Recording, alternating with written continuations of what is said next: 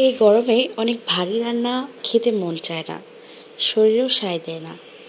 তাই আজ এনেছি এমন দুটো ঘরোয়া রেসিপি, সজনে ডাঁটার ভর্তা আর সজনে ডাঁটার ডাল। অল্প তেল মশলায় একদম হালকা স্বাদে, তবুও যেন তৃপ্তিতে ভরপুর। এক প্লেট গরম ভাত আর এই দুইটা পদ, গরমে আরামও পাবেন, স্বাদও ছাড়বেন না। যারা হেলদি খেতে চান তাদের জন্য একদম পারফেক্ট একটা রেসিপি, অল্প তেল মশলায়। চলুন শুরু করি এই শান্তির রান্না। আমি শুরুতেই সজনে ডাঁটা নিয়েছি, আর সজনে ডাঁটাগুলো আমি ধুয়ে নিয়েছি। ধুয়ে এরপর আমি একটু তেল লাগিয়ে নিয়েছি দুটোতে। আমি দুটো দিয়ে ভর্তা করব, আর বাকিগুলো ডাল দিয়ে রান্না করব। তো দুটো আমি একটু ফেটে নিচ্ছি, কারণ এর ভেতরে আমি রসুনের কোয়া দিয়ে একটু পুড়িয়ে নেব আর কি। আর রসুনের কোয়ার মধ্যেও আমি কিন্তু একটু তেল লাগিয়ে নিয়েছি, সরিষার তেল লাগিয়েছি।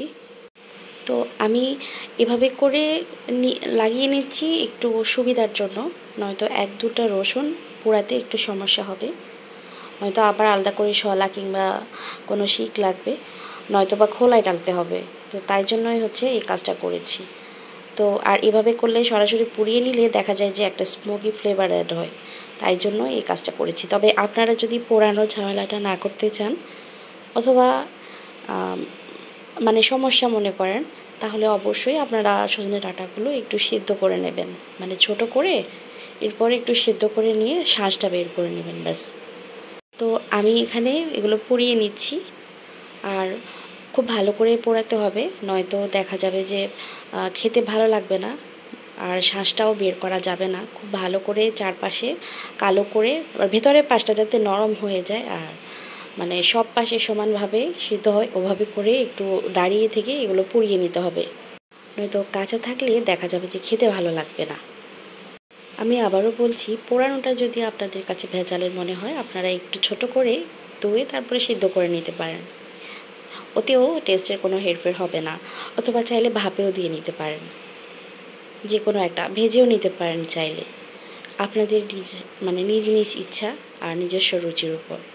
তবে অবশ্যই যে কোনো একটা করে নিতে হবে।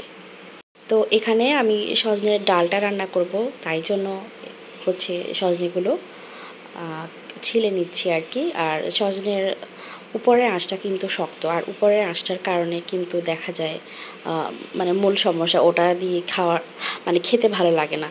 তো উপরের আঁশটা একটু ভালো করে ছাড়িয়ে নিলে দেখা যায় খেতে খুব ভালোই হয়, আর ডালটা অনেক মজাও হয়। আর এই গরমের মধ্যে দেখা যায় যে বেশ ভারী খাবার কিন্তু খাওয়াও যায় না। একটু সিম্পল আর একটু তেল কম মশলা কম এরকম খাবারগুলো খেতে ভালো লাগে। তাই এটা একটা বেস্ট রেসিপি হতে চলেছে। আপনারা যদি বাসায় ট্রাই করেন তাহলেই বুঝতে পারবেন। অনায়াসে আপনারা এক প্লেট ভাত খুব মজা করে তৃপ্তি নিয়ে খেতে পারবেন। সজনে ডাঁটা শুধু স্বাদেই নয়, গুণেও ভরপুর। এটা আমাদের হজমে সাহায্য করে। সজনে ডাঁটায় ফাইবার বা আঁশ এটা অনেক বেশি, যা আমাদের হজম শক্তি বাড়াতে অনেক বেশি সহায়তা করে। গরমের দিনে হালকা খাওয়া আর হজম, এই দুটা কিন্তু অনেক বেশি গুরুত্বপূর্ণ। এটা আমাদের শরীরও ঠান্ডা রাখে। সজনে ডাঁটা প্রাকৃতিকভাবে শরীর ঠান্ডা রাখতে সহায়তা করে। গরমে এটি খেলে তাপজনিত অস্বস্তি অনেকটাই কমে যায়, মানে গরমটা কম লাগে আর কি। তারপরে রোগ প্রতিরোধ ক্ষমতা অনেক গুণে বৃদ্ধি করে। এই সজনে ডাঁটাতে আছে ভিটামিন সি, যেটা আমাদের শরীরের রোগ প্রতিরোধ ক্ষমতা বাড়াতে সাহায্য করে। আর যদি নিয়মিত খাওয়া যায়, সেক্ষেত্রে আমাদের যে সিজনাল সর্দি কাশি সেগুলোও কিন্তু কম হয়। সজনে ডাঁটা আমি ধুয়ে নিয়েছি কেটে, আর এটা রান্নার জন্য আমি ডাল মসুর ডাল দিয়ে রান্না করছি। তো মসুর ডালে আমি পেঁয়াজ, তারপরে হচ্ছে রসুন, কাঁচামরিচ, অল্প হলুদ, অল্প মরিচ, খুব সামান্য 1 চিমটি মরিচ দিয়েছি, বেশি না, কারণ এটা একটু কম মরিচ দিয়ে রান্না করলেই ভালো। যেহেতু হেলদি একটা খাবার, মরিচ দিয়ে এটা স্বাস্থ্যসম্মত হবে না অনেক বেশি মরিচ হলে। তো হলুদ, মরিচ, ধনিয়ার গুঁড়াও দিয়েছি অল্প করে, জিরার গুঁড়োও দিয়েছি। এগুলো ছাড়া তো আমার চলেই না। ধনিয়া আর জিরার গুঁড়া আমি সব কিছুতেই দিতে পছন্দ করি, তবে আপনারা চাইলে স্কিপ করতে পারেন।